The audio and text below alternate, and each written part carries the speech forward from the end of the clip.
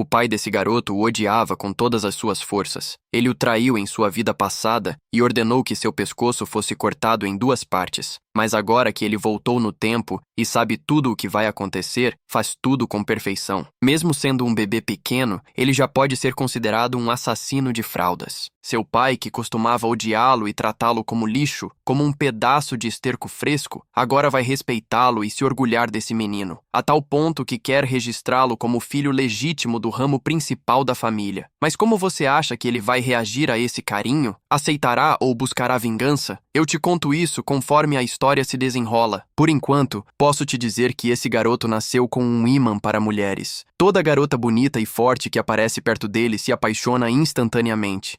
Nem mesmo os santos serão poupados. Se ele se afasta dessas garotas, elas literalmente choram, e enquanto estão chorando, ele já está saindo com outra menina. Orgulho do pai? Literalmente. Alguém precisa vender lenços, né, pessoal? Nem todo mundo pode apenas sentar e chorar. Eu me atrevo a dizer que esse homem era uma obra-prima. Tem vingança. Tem aquele orgulho paternal que nos faz querer matá-lo. A história realmente faz sentido. Existem muitas cenas épicas e também tem aquele romance bobo. Você vai se pegar torcendo constantemente para que ele fique com uma certa garota, apenas para se frustrar no final. Quando chegar a hora, me avise se você também se sentiu frustrado. Ok. Boa noite, garota. Te vejo amanhã. Este é Vicker Van Baskerville, o cão da família Baskerville. Ele dedicou toda a sua vida à família, mas foi acusado de se associar a demônios. Assim, sua vida terminou nas mãos de seu querido pai. Em seus últimos segundos, ele pensou que se nascesse de novo, iria atrás do coelho e eliminar sua presa. Mas ele nunca viveria como um cão novamente. De repente, sua visão muda. Ele foi reencarnado. Ele renasceu junto com várias crianças barulhentas. Agora, eles estavam na grande propriedade da família Baskerville. As crianças não paravam de chorar. Hugo, o Baskerville, diz: essas crianças são irritantes. Enquanto caminhava, ele pensava que não havia uma única criança especial dessa vez. Mas de repente, algo chama sua atenção. O pequeno pedaço de lixo à sua frente estava quieto. Então, ele ordenou que levassem aquela criança para o berço das espadas. Vicker sabia que aquele homem foi o responsável por sua morte. Ele era o patriarca da família Baskerville, mas agora aparecia em sua forma mais jovem. Isso significava que Vicker havia retornado à época em que era um bebê. Vicker nasceu como um filho ilegítimo e recebeu um treinamento medíocre. É como Jon Snow. Um cão só precisava ser devotado à missão, seja ela assassinato, inteligência, emboscadas ou ameaças. Um cão precisa lidar com o trabalho sujo. E foi assim que os Baskerville se tornaram a maior das 7 famílias. O motivo pelo qual ele permaneceu leal antes era porque queria reconhecimento da família e de Hugo. 10 anos após os portais para o reino demoníaco se abrirem e os humanos vencerem a guerra, a recompensa para os cães que foram leais foi a execução. Claro, dessa vez ele fará as coisas de forma diferente. Ele quer vingança, mas nesse corpo de bebê é impossível. No entanto, ele sabe que o berço das espadas é a oportunidade perfeita para ficar forte. O berço das espadas é onde a família Baskerville realiza um julgamento. As crianças são lançadas em um labirinto de espadas. Do outro lado, elas entram no rio Stygia, que é abençoado. Quanto mais tempo elas ficam nele, mais fortes se tornam. Mas há um limite de quantas crianças podem receber o efeito. Em resumo, para chegar ao rio Stygia, é preciso primeiro atravessar o labirinto de espadas na máxima velocidade. Tudo parece normal nessa família nos dias de hoje. Se você pedir a uma criança de 8 anos para lavar a louça, a polícia provavelmente estará batendo à sua porta. Vicker já estava lá no labirinto. Em sua vida passada, ele foi empurrado para fora por seus irmãos e não recebeu os efeitos. Desta vez, ele tem um alvo em mente, então as coisas serão diferentes. Lançando-se no rio, ele pensa em monopolizar a água o máximo possível. Está parecendo a luta pelo Estreito de Hormuz. O garoto afunda como um prego. A água entra em seu corpo e ossos através dos cortes. Agora ele precisa aguentar o máximo que puder, mesmo que seja doloroso. Todos os vassalos do patriarca começam a dizer que ele deve sair, mas Hugo apenas ri da situação. Ele pergunta a John Barrymore, o mordomo da família, há quanto tempo o garoto está lá. A resposta é 7 minutos. O patriarca, ainda rindo, diz que 7 minutos é muito e que provavelmente ele vai morrer lá dentro. Filho, você pode sair agora, ele diz. O garoto ouviu a voz de Hugo, mas ainda não está se rendendo. Ele precisa absorver o máximo que puder até o fim, mas eu acho que ele absorveu demais. ao ponto de engolir a água. Ele pensa que precisa se manter firme, mas talvez seja tarde demais. De repente, alguém o puxa pela perna. Era Hugo rindo da situação, dizendo que o garoto queria mais do que podia aguentar e até bebeu a água do rio. Ele ficou lá tanto tempo que até seus dentes cresceram. Impressionado, Hugo pergunta qual é o nome da criança. O mordomo responde: é Vicker Van Baskerville. Hugo fica muito feliz e orgulhoso. Um filho muito ganancioso nasceu em sua família. Por outro lado, Vicker só pensava que Hugo deveria aproveitar. Aproveitar enquanto ele afiava silenciosamente seus caninos, porque ele mesmo fará a família Baskerville desaparecer da história. Em sua vida anterior, as pessoas o chamavam de gênio aos 8 anos, mas dentro de sua própria casa, ele ainda era tratado como mediano. Aos 20, ele liderava missões de assassinato, reconhecimento e subjugação. Aos 29, ele atingiu a barreira criada pelo talento das linhagens diretas e viu o limite de sua habilidade com a espada. Então, aos 30, o portal para o mundo demoníaco se abriu e a Grande Guerra começou. Ela durou quase 10 anos, terminando com a vitória da humanidade. E quando ele chegou aos 40, depois de lutar como o perfeito cão da família, sua recompensa foram mentiras, calúnias e uma sentença de morte. De volta ao berço, ele percebe que conseguiu passar pelo rio Stygia, o que significa que ele já é mais forte do que era em sua primeira vida. Enquanto pensa sobre isso, ele nota uma mulher desconhecida se aproximando de seu berço. Ela rapidamente deixa uma caixa para trás. E não é um presente. É uma tentativa de assassinato. 2 cobras raras rastejam para fora. Vicker só pode se perguntar se elas realmente precisavam ir tão longe apenas para matá-lo. Ainda assim, ele captura uma pista importante. Uma criada chamou a mulher de Madame. Esse título reduz as opções a apenas algumas mulheres. Na família Baskerville, não há tempo para pensar mais sobre a picada da cobra. Ele os interrompe com facilidade e os mata no local. No dia seguinte, todos na casa Baskerville ficam chocados ao ver um bebê dormindo pacificamente no sangue de cobras venenosas. Todas as babás de plantão naquele dia são torturadas e executadas. Mas ninguém descobre como aquelas cobras foram parar no berço. Somente Vicker sabe a verdade. 8 anos se passam. O professor Saudi explica que os espadachins crescem através de 4 estágios: iniciante, especialista, graduado em espada e o estágio final, onde a aura e a lâmina se tornam sólidas e podem mudar de forma à vontade do usuário. Essas pessoas são chamadas de mestres da espada. Ele termina dizendo que Hugo Le Baskerville é um deles. Ao ver Vissier Van Baskerville perdido em pensamentos, o professor Saad supõe que ele está focado na lição. Mas sua verdadeira pergunta é simples: quantos anos levará até que ele possa matar Hugo? Enquanto isso, seus irmãos odeiam toda a atenção que ele está recebendo. Eles o arrastam para um lugar isolado e perguntam sobre os rumores a seu respeito, como passar 7 minutos no rio Styx ou matar 2 cobras enquanto ainda estava no berço. Esses 3 são os mesmos irmãos que o atacaram em sua vida anterior, quando ele estava fugindo após ser incriminado. Eles eram conhecidos como o Tridente de Hugo. Para testar o primeiro rumor, aquele sobre os 7 minutos no Styx, um deles se aproxima às escondidas de Vicker Van Baskerville e cobre sua boca e nariz. Ele poderia se livrar facilmente, mas decide acompanhar o jogo. Passa 1 minuto, depois 3, depois 10. Vicker Van Baskerville suporta tudo sem pânico, percebendo que podem ter ido longe demais. O irmão finalmente solta, mas antes que ele possa se afastar, o protagonista arranca um de seus dedos. Os irmãos gritam que vão a um padre e que ele será reatado depois. O MC os interrompe com uma pergunta fria. Quem disse que eles eram autorizados a sair? Enfurecido, um irmão corre em sua direção e tenta estabá-lo, provando que o segundo rumor era verdadeiro. A lâmina nem consegue perfurar sua pele. Agora é a vez de Vicker. Os irmãos gritam que são mais velhos, então ele deveria mostrar respeito. Mas em Baskerville, idade não significa nada perto da força e talento. Um irmão finalmente entende que os rumores eram reais, bem a tempo de Vicker Van Baskerville dar-lhe um soco no rosto. O próximo tenta reagir e cai tão rápido quanto. Um deles diz que não deveriam temê-lo. Eles serão curados logo de qualquer maneira. Mas o protagonista não tem planos de deixá-lo sair tão facilmente. Ele se abaixa, pega a faca que trouxeram e calmamente lhes diz que, como está se sentindo generoso, permitirá que um deles saia. Qual deles sobrevive depende deles. Ele joga a faca, avisando que não vai esperar muito. Pelo menos um dos 3 tem que viver com isso. Vicker Van Baskerville cria exatamente o que queria: a queda do futuro Tridente Baskerville. Em outro lugar, o mordomo Baskerville, John Barrymore, informa a Hugo que o o clã Morg colidiu com eles novamente na mina Ruby e agora está alegando que a terra é deles. Hugo responde que lidará com isso em breve, já que o clã Morg estará visitando em breve. Depois que isso for resolvido, ele pergunta a John se há mais alguma coisa. John menciona os resultados do meio do semestre da escola e relata que Vicar Van Baskerville ficou em primeiro lugar no exame escrito. Ele também diz que o teste prático será em 5 dias e que os cavaleiros guardiões do castelo já saíram para se preparar. Hugo observa que isso significa que o castelo está quase vazio, mas John ainda tem um relato a fazer. Houve uma luta séria entre os jovens mestres, os trigêmeos e Vicar Van Baskerville. Hugo, surpreso, pergunta quantos morreram. John diz que nenhum deles morreu, mas o mais velho perdeu a maior parte dos dentes, o do meio teve a mandíbula esmagada e o mais jovem perdeu o dedo indicador esquerdo. Eles já estão sendo tratados, mas o dano não foi apenas físico, também os quebrou mentalmente. Hugo se pergunta brevemente se eles lutaram entre si, mas rejeita a ideia. Eles eram próximos demais para isso. John concorda e diz que outro irmão fez isso, o que é um ano mais novo que os 3. O jovem mestre MC Van Baskerville. Hugo chama por MC, e ele aparece imediatamente. Hugo pergunta sobre o que aconteceu com os trigêmeos. Sem remorso, ele diz que já estão sendo tratados. Mas Hugo não está perguntando sobre os corpos deles. Ele se refere à maneira como ele quebrou o vínculo entre eles. Desde aquele dia, eles comem separados e não falam mais entre si. No fim, Hugo pergunta se VK acha que fez algo errado. O protagonista diz que não. Ele era mais forte do que eles. Ao ouvir isso, Hugo pergunta se ele não sente nenhum remorso. MC responde que os trigêmeos se aproximaram dele primeiro, e ele os perdoou generosamente. Ele sabe disso muito bem. Ele não tem razão para se desculpar pelo que fez. Ele rebate as mesmas palavras que Hugo usou contra ele no passado. Ele responde com as velhas palavras de Hugo. Perdão é apenas algo que pessoas fracas usam quando não conseguem se vingar. Isso impressiona Hugo, pois para ele, poder é justiça. E se poder é justiça, então fraqueza é um pecado. Com isso, ele chama o mordomo. Hugo diz a ele para levar o protagonista para a despensa e dar-lhe o que ele quiser. Ele também deseja boa sorte no exame prático e avisa para não perder para ninguém da família principal. O protagonista concorda, aborrecido, e sai. No armazém, ele pede chocolate. Mais exatamente, grãos de cacau. Não chocolate terminado, mas os grãos crus. Mesmo o mordomo percebe que ele os quer porque um grão pode gerar 100 litros de chocolate. Mas MC não os quer como alimento. Seu uso real aparecerá em breve. 5 dias depois, durante o exame prático, os Baskerville enfrentam um incidente que ninguém esperava. Em todo o mundo, sua família é conhecida como o clã Berserker, porque até mesmo seus filhos passam por um treinamento brutal quase desde o momento em que conseguem andar. Eles escalam montanhas para resistência, e o descanso só é permitido em horários determinados à noite. Eles até dormem ao lado de corpos de demônios ou de monstros vivos para se acostumarem a condições severas. Por causa disso, os jovens cães podem lidar com testes incrivelmente difíceis. É por isso que as pessoas os chamam de clã Berserker. E agora, outro teste como esse está prestes a começar. Em uma montanha repleta de criaturas demoníacas, o instrutor diz que o objetivo é simples: sobreviver por 1 mês e caçar criaturas demoníacas. Também há pontos a serem ganhos, e eles só precisam lembrar de 2 coisas. As recompensas são 10 pontos por salvar a vida de alguém, 30 se fizerem isso sem se machucar gravemente, e 50 por sobreviver após eliminar outro participante, 70 pontos por sobreviver enquanto caça criaturas demoníacas, 90 pontos por atender cada condição dada com antecedência. Cada aluno também recebe um broche. Roubar o broche de outra pessoa rende pontos extras. Antes de começar, o instrutor dá um aviso. Não saiam da área restrita. Os cavaleiros guardiões vão pontuá-los em segredo durante o exame. Então, eles estão sendo observados o tempo todo. Alunos nervosos sussurram sobre Vicar e se perguntam se ele irá se sair tão bem aqui quanto se saiu no teste escrito. Então, a campainha toca e o exame começa. Alguns alunos correm em busca de terreno melhor. Outros formam equipes para roubar pontos de quem estiver sozinho. Até os trigêmeos, ainda em conflito, permanecem juntos. Após os alunos saírem, o instrutor reflete sobre o teste. Ele não diz para se matarem, mas também não proíbe. Como não há penalidade por certas mortes, todos acabam tentando matar uns aos outros. Os cavaleiros guardiões, observando das sombras, garantirão apenas que as mortes fiquem ao mínimo. Um desses cavaleiros mantém os olhos em Vicker. Então, ele percebe que Vicker está entrando em uma área inexplorada. Como todos os outros, ele quer ver do que o protagonista é realmente capaz. Mas quando Vicker chega lá, ele apenas diz que finalmente pode aproveitar suas férias. O cavaleiro fica atônito. Enquanto os outros estão lutando, Vicker está apenas relaxando. Ele pensa que o menino só quer se esconder. O cavaleiro sai desapontado, mas isso era exatamente o que Vicker queria. Ele sabia que alguém estava observando-o. Usando os grãos de cacau para esconder o cheiro da carne assando, ele termina seus preparativos. Agora a caça pode começar. Alguns dias depois, ele deixa o acampamento e entra na zona inexplorada. Para ele, no entanto, esse lugar não é desconhecido. Em sua vida passada, ele já esteve em lugares como esse muitas vezes. Melhor do que qualquer um, ele sabe que este é o território de cães infernais. Naquela época, ele só lutou contra um quando tinha 18 anos. Então, para seu corpo atual de 8 anos, isso deve ser muito demais. Mesmo assim, ele sabe um jeito. Até uma criança pode matar um cão infernal usando suas fraquezas. Fraqueza 1. Um cão infernal só pode se mover bem em linha reta e tem dificuldade com movimentos curvos. Fraqueza 2. Água. Por algum motivo, criaturas demoníacas não conseguem cruzar água, mesmo em pequenas quantidades. Isso força um cão infernal a diminuir a velocidade, chegar mais perto e expor seu ponto fraco fatal, sua boca aberta enquanto avança. Assim, Vicker usa os grãos de chocolate. Um grão pode criar 100 litros de chocolate. Chocolates são envenenados para monstros do tipo cão. Sorrindo, ele diz que um cão infernal nem consegue vencer chocolate simples, então ele o mata. Ao caçar criaturas demoníacas, seu corpo ganha karma ou experiência, tornando-o mais forte. Quando ele balança sua espada agora, ela já parece mais leve. A essa taxa, ele pode recuperar sua antiga força antes mesmo de se tornar um adulto. Após essa vitória, ele só pode se perguntar como Hugo vai reagir ao descobrir que Vicker matou uma criatura demoníaca classificada como Bepaz em perigo. Mas enquanto ele está pensando, mais inimigos aparecem, mais cães infernais. Depois de cortar a cabeça do primeiro, ele se prepara para lutar novamente. Então os cães hesitam de repente. Eles parecem assustados, o que não faz sentido. Esses monstros prefeririam morrer a se curvar à presa. Então um inimigo muito pior aparece. Um Cerberus, classificado como A+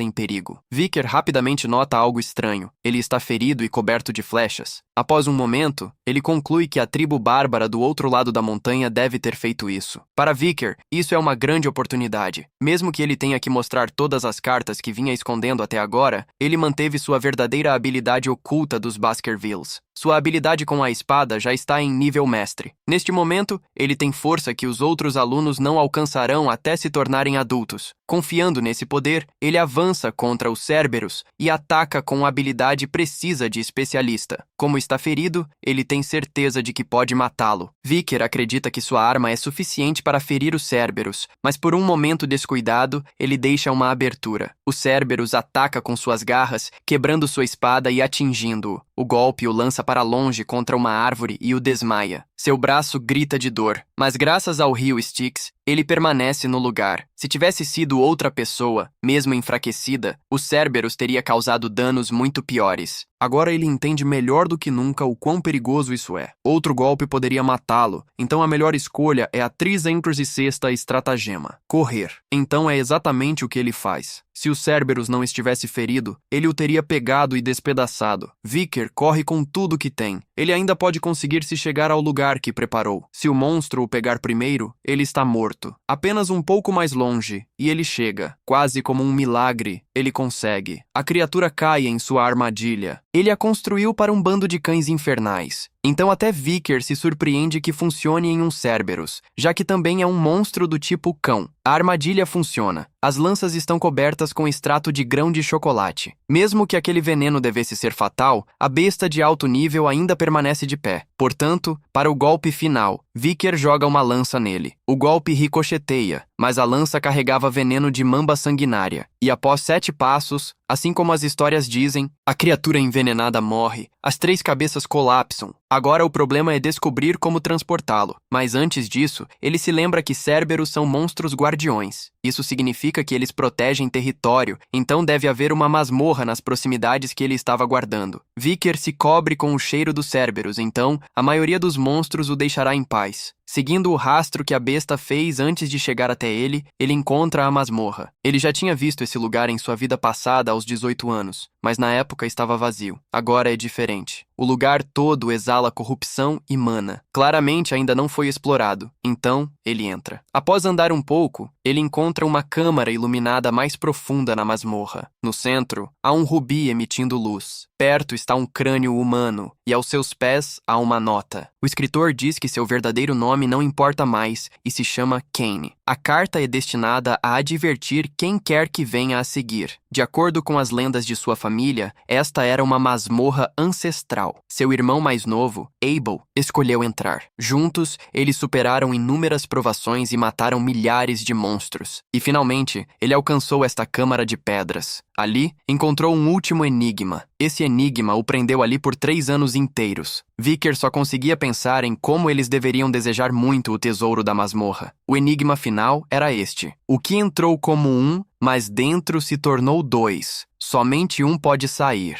Isso estava gravado na pedra. Enquanto continuava lendo, aprendeu que ele e Abel passaram muito tempo naquele enigma sombrio e chegaram a uma conclusão. Eles eram gêmeos. No ventre de sua mãe, eles haviam sido um só. Após o nascimento, tornaram-se 2. Portanto, para deixar a masmorra com o que desejavam, tinham que se tornar um novamente. No final, depois de uma longa luta, ele matou Abel. Somente Caim permaneceu na câmara de pedra, mas nada mudou para ele. Eles se tornaram um, mas ele não ganhou nada. O desespero tomou conta. Ele havia assassinado seu próprio irmão mais novo. Após um arrependimento sem fim, ele finalmente decidiu deixar aquele lugar. Sua mensagem para qualquer descendente corajoso o suficiente para vir até ali era uma coisa: saia imediatamente. Quando Vicker terminou de ler, percebeu que algo estava errado. Ele entrou na masmorra sozinho, e não era um gêmeo. Então, Caim e Abel resolveram o enigma da maneira errada. Pensando bem, o protagonista viu a verdadeira resposta. Seu conflito os impediu de entendê-lo, mas para ele, a verdade era óbvia. A resposta para o enigma era a própria masmorra. Ele entrou como um com a escuridão, mas a luz do rubi o dividiu em 2. Se a escuridão o fizesse um novamente, então a resposta era sua sombra. Era por isso que os irmãos acabaram se matando. A relíquia da caverna demoníaca só poderia ser puxada por alguém da linhagem Baskerville. Ao ler isso, ele se lembrou de ver essa espada em um antigo livro de mitos de sua vida passada. Era Beelzebub, a mosca da gula. A antiga lenda falava de demônios que uma vez invadiram o continente. 7 desastres, chamados as constelações demoníacas. Para detê-los, os cabeças dos 7 grandes clãs tiveram que lutar de volta. O inimigo enfrentado pelo líder Baskerville era Beelzebub, a mosca da gula. Depois de ser derrotado, seus restos foram selados dentro das terras Baskerville. No presente, ninguém acreditava nessa história, mas era real. No futuro, essa espada acabaria em mãos demoníacas, não nesta vida. Com isso em mente, ele tentou puxar a espada, mas ela não saía. Em vez disso, afundou em sua mão. Pegar o item assim foi inesperado, mas ele se perguntou o quão mais forte isso poderia torná-lo. Assim que terminou na masmorra, ele estava pronto para sair. Então, a tontura o atingiu de repente. Ele percebeu rapidamente que a coisa em sua mão estava faminta. Sua mão começou a guiá-lo sozinha em direção ao corpo do primeiro cão infernal que ele matou. Então, a coisa começou a sugar sangue, como se estivesse faminta eternamente. Ele parou para pensar e percebeu que as árvores mortas e a terra seca ali podiam ter sido causadas pela fome insana de Beelzebub. Quanto custaria para satisfazer essa coisa? Ele também lembrou que Beelzebub poderia roubar as habilidades de um inimigo. Ele poderia continuar retirando poderes para si mesmo, e quem era roubado deles ficava arruinado. Mesmo assim, talvez 3 fosse o limite que poderia tirar de um único corpo. Do cão infernal, ele roubou hemorragia, uma habilidade que faz até pequenos ferimentos jorrarem grandes quantidades de sangue. Ele também retirou incineração e regeneração. Essa regeneração, no entanto, veio do corpo de um rato sob os Cérberos. Depois de preparar a arma demoníaca para testes, ele finalmente relaxou. Com todos os jovens cães reunidos, o exame prático terminou, e os resultados foram anunciados imediatamente. Os corpos dos monstros foram transformados em coisas como colares, escudos e espadas. Então, foram devolvidos aos alunos. Um corpo, em particular, chamou a atenção. Era aquele que Vicker trouxe após vagar por uma área inexplorada e matar um Cerberus acidentalmente. Hugo mal podia acreditar. Um Cerberus é uma besta demoníaca. Mesmo os Cavaleiros Guardiões têm dificuldades para lidar com eles. As pessoas também diziam que ele havia sido ferido e envenenado. Quando perguntaram a ele sobre isso, ele apenas disse que estava cansado e voltou para o dormitório. Isso apenas fez Hugo admirar o quão perspicaz ele era. Para Hugo, o conhecimento é poder, e o poder decide o valor de uma pessoa. O mordomo também estava chocado, mas por outro motivo. Ele pensou que o talento do garoto vinha do lado Van, e não do lado Law ou Lei Mei. Assumiu que Hugo estava surpreso pela mesma razão, mas Hugo disse que não. Ele não era como os outros patriarcas. Ele não se importava com linhagens. O que importava para ele era o talento e a vontade. Não importava se alguém nasceu de uma mulher nobre ou de uma impura. Então, o mordomo revelou algo que eles não sabiam antes. Ele acrescentou que pessoas fracas podem vir de um bom sangue também. Ao ouvir isso, ele se perguntou se Hugo se referia ao segundo filho que estava treinando em segredo. Depois disso,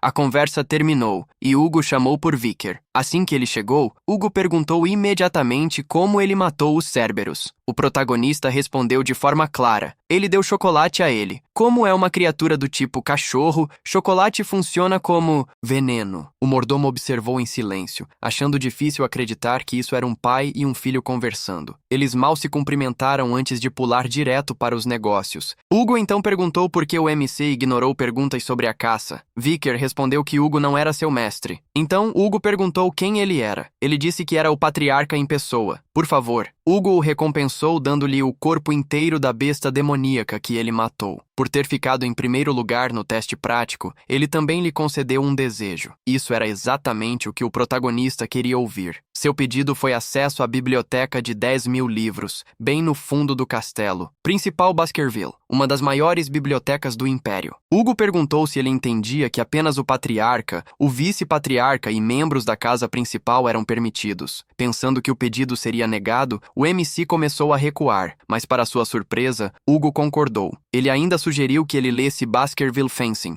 6 da presa. Isso fez Vicker ficar tenso. Nenhum filho ilegítimo teve permissão para ler além da 4ª presa. Mesmo assim, ele se acalmou rapidamente. No final, era apenas a 6ª presa. O próprio Hugo só havia chegado à 7ª, enquanto em sua vida passada, o protagonista chegou à 9ª. Mesmo assim, ele nunca poderia esquecer o desprezo que sofreu por ser ilegítimo. Desta vez, ele superaria Hugo. O que ele realmente deseja é o escriturário da espada. Ele contém o verdadeiro núcleo puro dos Baskerville. Esse texto só foi encontrado mais tarde em sua vida anterior. Foi escrito pelo primeiro patriarca Baskerville, o homem que matou as 7 calamidades. Desta vez, Hugo Le Baskerville o colocará em suas mãos. Durante a conversa, Hugo lhe deseja sorte. O cura o agradece e sai. Não muito depois, ele se dirige à biblioteca. Quando chega, ele fica atordoado. É a primeira vez que vê isso com seus próprios olhos. Este lugar tem todos os tipos de manuais de espada que ele sonhou em aprender no clã Baskerville. Não importa quanto mana você tenha. Um filho ilegítimo não pode estudar além de uma presa atrativa. Essa regra existe para evitar que os cães de caça voltem suas garras contra os herdeiros diretos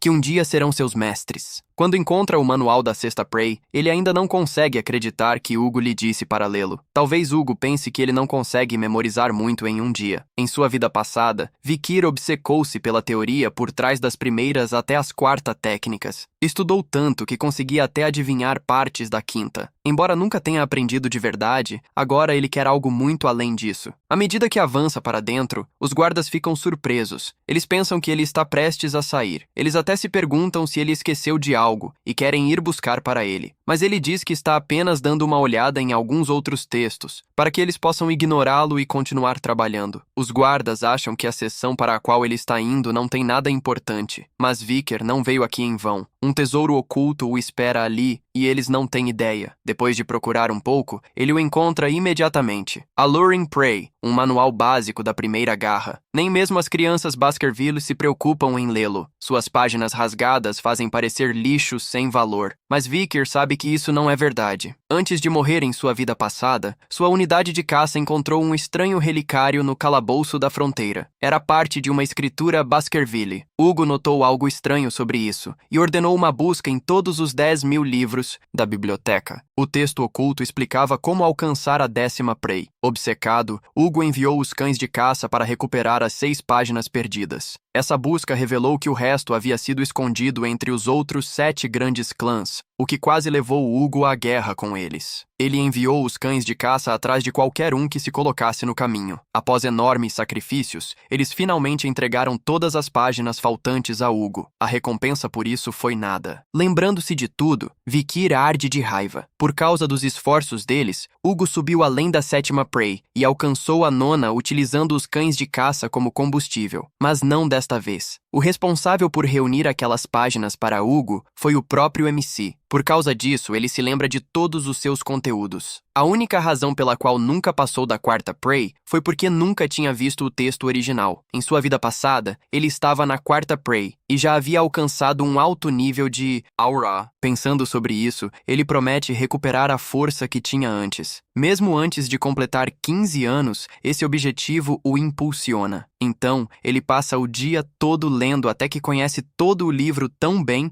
que poderia recitá-lo de trás para frente. Logo, percebe que os guardas foram embora. É quando ele se prepara para usar pelo menos a 5ª prey. Seu corpo ainda é de uma criança, então não será fácil. Ele se concentra e inicia a técnica, atacando com a 1ª, 2ª e 4ª prey de Baskerville. Antes de voltar no tempo, sua vida passada foi brutal. Mesmo tendo alcançado o mais alto nível de aura, ele só conseguiu isso através de esforço sem fim. A casa principal ainda o zombava, porque ele não conseguia aprender a esgrima destinada a eles. A única razão pela qual nunca alcançou a 5ª prey, ou além, foi porque ele era ilegítimo. Desta vez, as coisas serão diferentes. Ele se recusa a viver assim novamente. Ali, ele alcança a 5ª prey. Ainda está incompleta, mas ele conseguiu desencadear isso. Um calor preenche seu peito naquele momento. Ele quase quer chorar de alegria ao finalmente alcançar a 5ª prey. Pela primeira vez na história dos Baskerville, um cão de caça está crescendo tão rápido e mirando na garganta de seu mestre. Agora ele só precisa de mais mana, e ele já pode sentir seu núcleo se expandindo. Vikir pode perceber o quanto subiu. Em sua vida anterior, ele só alcançou esse nível aos 30 anos. Agora ele fez isso aos 8. Um espadachim graduado está em um nível completamente diferente de um especialista, especialmente em controle de mana. Sua mana é mais densa, mais fácil de moldar, e suas habilidades com a espada também melhoraram. Ainda assim, ele não planeja parar na 5ª prey. Agora o caminho para a 10ª prey está aberto para ele. Um estilo com espaço infinito para crescer. Antes, tudo o que ele tinha era a técnica Skinning Fong, que apenas aumentava a velocidade e a força. Esse estilo tinha limites claros. A Luring Prey é diferente. Uma arte de espada completa que abrange tanto ataque quanto defesa, sem um limite real. Vikir acredita que, se mantiver o foco, pode até lidar com um graduado de nível médio para assassinato. Ele vê que sua taxa de sucesso é perfeita em uma luta direta, embora isso caia pela metade. Seu próximo problema é quanta força mostrar a Hugo. De mais ou de menos seriam ruins. Ele ainda deseja as recompensas que vêm com as expectativas de Hugo. Então ele faz seu movimento. Vikir queima o livro da 10ª prey, assegurando que ninguém mais possa aprender o que ele fez. Mas os guardas o pegam imediatamente. Ele rapidamente pede desculpas, dizendo que foi um erro descuidado. Os guardas lhe dizem para não se culpar e afirmam que não conseguiram vigiá-lo corretamente. Ele ignora, dizendo que eram apenas livros comuns e não valiam a pena se preocupar, já que assuntos maiores exigem atenção. Ele sugere que todos façam de conta que isso nunca aconteceu. Tocadas pela bondade de seu jovem mestre, elas o agradecem. Depois de se desculpar mais uma vez, ele deixa a biblioteca. Enquanto o observam sair, os guardas só conseguem pensar em quão bom garoto ele é. Mais tarde, no escritório do patriarca, Hugo pergunta se a leitura lhe ensinou algo. Vic diz que sim, o que instantaneamente chama o interesse de Hugo. Hugo pergunta o que ele sentiu na biblioteca. O protagonista diz que foi quente e afiado, mas também suave e fácil de moldar. Hugo e o mordomo congelam. Seriam essas palavras uma descrição de aura? Neste mundo, aura é o sinal de que alguém realmente entrou na esgrima. Até mesmo crianças talentosas que treinam sem parar, geralmente não conseguem chegar a esse ponto antes dos 15 anos. Hugo se controla. Ele diz a si mesmo que não pode ser real. Vikir tem apenas 8 anos. Mesmo assim,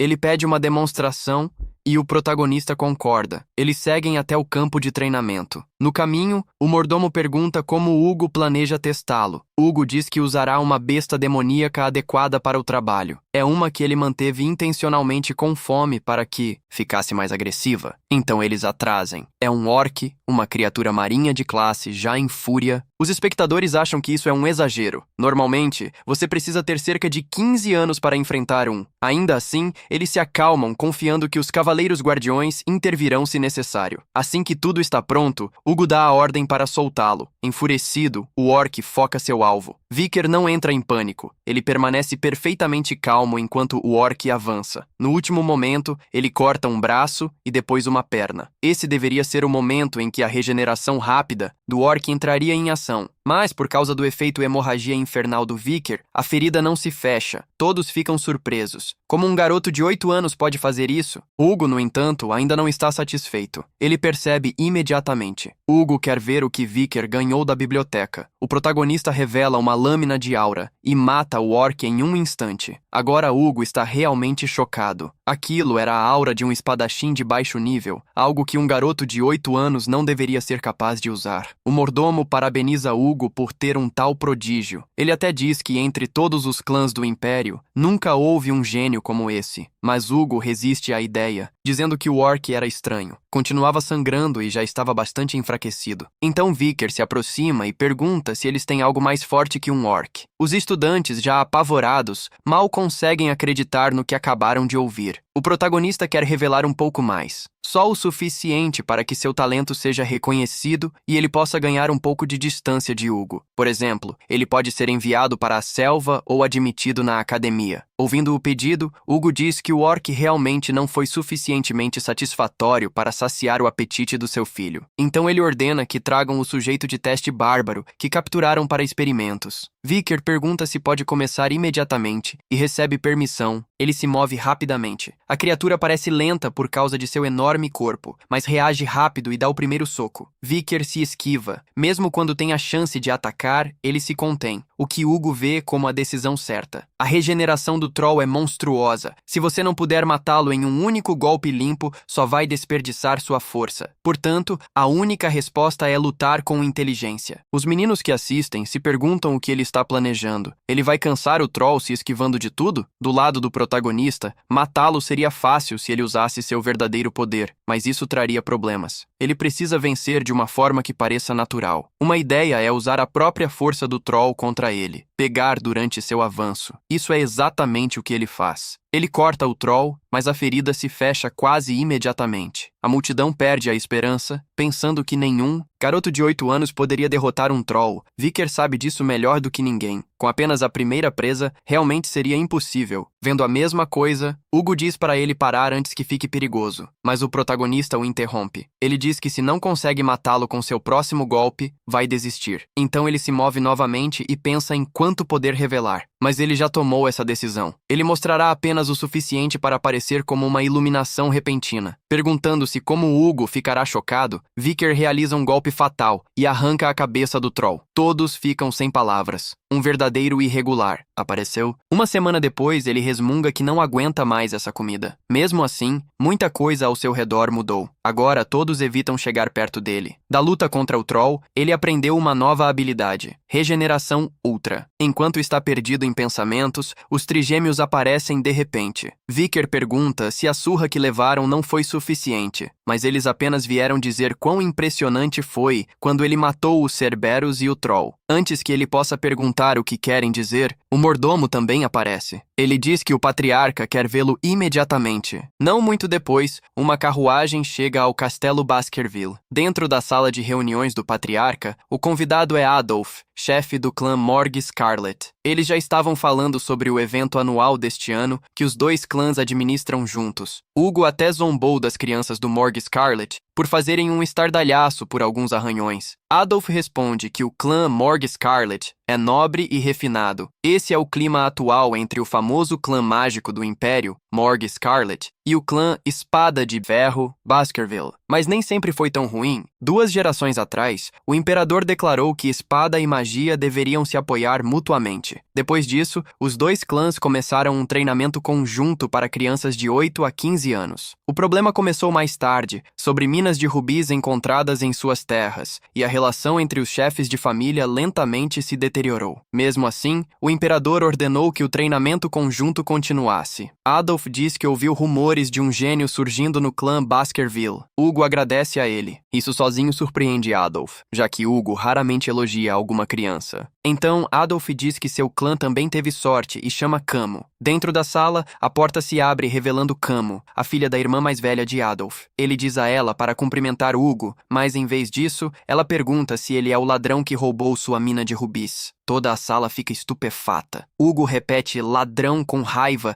enquanto Adolf tenta intervir. Mas Camo diz que o próprio tio Adolf chamou Hugo de um homem barbudo patético há apenas algumas horas. Isso leva Hugo a dizer a Adolf que deve ensinar sua sobrinha a ter boas maneiras. Camo não recua e exige a devolução da mina porque precisa daqueles rubis para suas pesquisas. Hugo explode e ordena que ela se cale. Adolf intervém, perguntando se é assim que ele trata uma criança. Ele até zomba do santo da espada do Império por intimidar uma menina de 8 anos. Então, alguém interrompe, dizendo que parece que o clã Morgue Scarlet nunca ensinou a seus filhos a não desejar o que pertence aos outros. É Vicker falando enquanto entra pela porta. O mordomo anuncia: jovem mestre, o protagonista Van Baskerville. Adolf observa o menino à distância. Então ele percebe que sua sobrinha não está mais ao seu lado. Ela já está em frente a Vicker, exigindo saber o que ele acabou de dizer. O MC a reconhece de imediato. Esta é a imperatriz do sangue de aço do clã Morgue Scarlet. Ela é a única arcanista daquela família orgulhosa que já foi chamada de gênio entre gênios. Em sua vida passada, ela fez história empalando inimigos e transformando-os em uma parede de fronteira. Agora, ela continua argumentando que a mina de rubis pertence ao Morgue Scarlet. A primeira resposta dele é que ela deve ter trabalhado duro para vir até aqui só para fazer uma cena. Ambos os chefes de clã ficam impressionados com essa resposta. Camo se irrita e pergunta se ele realmente chamou de birra. Vicker responde que sim. É exatamente isso que é. A magia se acumula em suas mãos, enquanto ela declara que vai mostrar a ele por que a mina de rubis pertence ao Morgue Scarlet. O protagonista não se move. Pouco depois, uma pequena cidade começa a tomar forma. Todos ficam surpresos e Camo orgulhosamente diz que até alguém tão desatento quanto ele deveria entender agora. Vicker esperava um ataque, mas tudo o que ela fez foi usar magia para fazer uma maquete da cidade. Ela explica que a mina da fronteira é de onde vêm os melhores rubis. O problema é simples. A entrada está em terras do Morgue Scarlet, mas os túneis abaixo vão para o território de Baskerville. Na visão dela, uma vez que podem entrar, e a caverna deveria ser deles. Ela acrescenta que os Baskervilles ficam gritando sobre invasão e nem concordam em arrendar a área. Isso faz Adolf elogiar sua sobrinha por ser inteligente. Vicker diz que a minério de rubi é principalmente um material mágico, e os Baskervilles realmente não precisam dele. Então, ele acrescenta que ela está assim tão desesperada porque ninguém do lado deles é burro o suficiente para alugar terras por trocados. Ela retruca que ele acabou de admitir que os rubis não significam nada para eles, e ele confirma. O que eles se preocupam é com a fronteira deles. Então, eles a estão mandando de volta. Quanto a ele, os únicos invasores aqui são os Morgue Scarlet. Isso a faz entrar em outra explicação raivosa. Ela começa a apontar ao redor, dizendo que este lado é deles e aquele lado é dela. Então, ela atravessa a parede e pergunta de quem é este braço agora. Vicker pergunta se ela realmente quer essa resposta depois de atravessar para o território de Baskerville. Então, ele agarra o braço dela com um sorriso e diz que agora é dele. Ela congela, cora e luta enquanto pergunta por que pertence a ele agora. Depois de chamá-lo de idiota, ela é interrompida quando ele pergunta quem disse que ela pertencia. Então, ele puxa a faca na cintura. Até Adolf e o mordomo ficam surpresos, enquanto Vicker diz calmamente que só se referia ao braço dela. Camo instantaneamente fica paralisada. Até Hugo fica assustado com até onde o MC está levando isso. Ele não está blefando. Percebendo isso, Camo começa a gritar pelo tio. Adolf, com raiva, ordena a Vicker que se afaste de sua sobrinha. Ele imediatamente faz como lhe foi dito. Camo corre para os braços de Adolf, fungando. Enquanto Adolf exige uma explicação de Hugo, ele se vira para o protagonista e diz que ele foi longe demais. Mas Vicker apenas ri e diz que sente muito. Girando a adaga, ele diz que esse tipo de brincadeira é normal com seus irmãos. Ainda irritado, o velho pergunta por que uma criança tem um brinquedo daquele. MC se desculpa novamente e diz que é apenas um jogo. Crianças no clã Baskerville crescem com isso. Hugo intervém, perguntando se o líder do Morgue Scarlet não está sendo um pouco protetor demais em relação a brincadeiras infantis. Então, ele diz que tem uma ideia para o problema da mina de rubis e acha que o Morgue Scarlet vai gostar. Ainda chorando, Camo diz que não vai perdoar Vicker por isso. Ele simplesmente dá risada. Não muito depois disso, a rivalidade amigável entre Baskerville e Morgue Scarlet começou oficialmente. Crianças de 8 a 15 anos se reuniram para mostrar o que podiam fazer este ano. Embora todos os olhares estivessem em Camo Morgue Scarlet, o jovem talento do famoso clã mágico, enfrentando-a, estava o espadachim de sangue de ferro de Baskerville, Vicker Van Baskerville. Morgue Scarlet propôs um duelo entre duas estrelas em ascensão de seus clãs. Camo diz a ele para se preparar. Ela nunca se contém em uma luta de verdade. Então, ela começa a conjurar de imediato. A multidão fica atônita porque Camo está usando canalização quádrupla em sua idade. O líder do Morgue Scarlet lança um olhar para Hugo com um sorriso satisfeito, mas Hugo não reage. Um segundo depois, Camo dispara 4 feitiços em Vicker de uma vez. Ele desvia de cada um deles. Então, ela levantou uma parede de terra para pará-lo, mas o protagonista chuta direto através dela. Camo começa a se perguntar se esse é o poder do Rio Stick de Baskerville. Ela fecha os olhos e se prepara para o impacto, mas nada acontece. Quando ela olha para cima, Vicker está prestes a dar um toque em sua testa e o golpe atinge como um tiro. Até o líder do Morgue Scarlet está chocado com a força do garoto. Camo se sente completamente humilhada e exige saber se ele está sendo gentil com ela. MC apenas pergunta se ainda dói. Então, ele diz a ela que desista antes que piore. Furiosa, ela levanta 2 paredes de terra de uma só vez. Vicker poderia ter contornado elas, mas decide brincar um pouco com ela. Ele quebra ambas as paredes em um golpe. Sua mão para bem na frente do rosto dela, enquanto pergunta de cuja mão passou pela parede. Preparando-se para outro toque, ele diz que é claramente a mais forte. O caroço em sua testa parece ainda maior agora. As lágrimas se acumulam enquanto ela ataca com magia de fogo, furiosa e machucada. Vicker sabe que poderia acabar com isso a qualquer momento, mas quer encontrar uma maneira de resolver isso sem machucá-la de verdade. Ele nota os rapazes atrás dele e tem uma ideia. Um deles é um mago, os outros são espadachins, e eles estão competindo para ver se o espadachim consegue cortar todos os feitiços. Quando Camo vê que Vicker não está nem focado nela, ela fica ainda mais irritada. Nesse momento, o mago começa a concentrar um feitiço muito maior, desafiando o espadachim a cortar esse... Também, para ele, isso é perfeito. Ele aponta para trás dela e diz a Camo para conjurar uma barreira agora, mas pode já ser tarde demais. O líder do Morgue Scarlet entra em pânico. A explosão é enorme. Por um momento, ninguém consegue ver a arena. Morgue Scarlet chama por Camo. Ela está viva, mas depois de bloquear o feitiço com magia, suas roupas estão gravemente queimadas. Seu maior medo é que, quando a fumaça se dissipar, todos a verão seminu. Nesse momento, alguém joga roupas sobre ela. É Vicker dizendo para ela vesti-las. Através das lágrimas, ela pergunta o que ele fará sem a camisa. Ele diz que isso não importa. Camille está totalmente confuso. Ele se pergunta por que de repente está sendo gentil, até que Vicker nota que seu braço está sangrando, provavelmente por uma lasca daquela espada antiga ainda com aura. À medida que a poeira se dissipa, as pessoas finalmente conseguem ver os dois. O líder da Morgue Scarlet solta um suspiro de alívio. A multidão não consegue dizer quem ganhou, especialmente com o protagonista sangrando. Logo, no entanto, eles começam a falar sobre quão insana é sua habilidade física para uma criança. Ambos são talentos inacreditáveis para crianças de 8 anos. Mais tarde, nos corredores do Castelo Baskerville, Hugo pergunta a Vicker como foi o duelo com a Morgue Scarlet Girl. O protagonista diz que foi divertido